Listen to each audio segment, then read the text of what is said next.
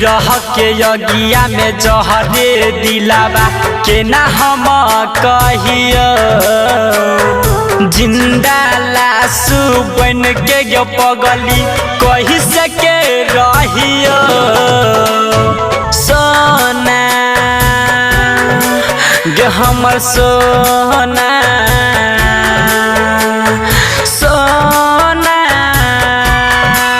गे हमर सोना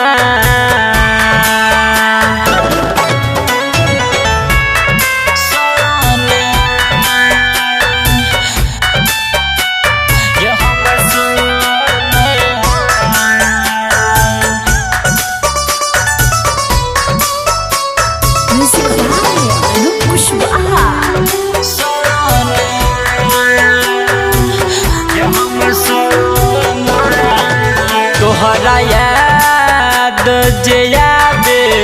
मन हमार हरे गुलाब सन फुलाबा कांटा बन के गरे तोहरा याद जे यादे मन हमार हरे गुलाब सन फुलाबा कांटा बन के गरे जहिना काना बेछही हमरा ओही ना तू कानबी प्यार के मतलब सुन गे पगली बाध में जानबी सोना गे हमर सोना सोना गे हमर सोना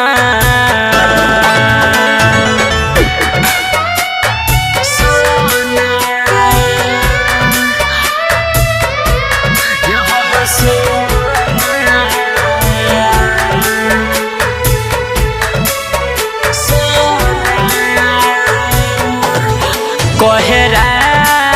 के सरंजन रहबी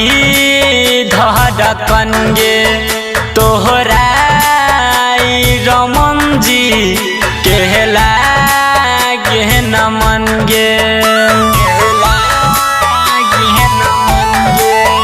कोहरा के सरंजन रोहित धड़कन गे तोहरा रमन जी कहला गे नमन गे तोरा बिना जी नहीं पे बहु हम के न समझियो एक गो बात तोरा हम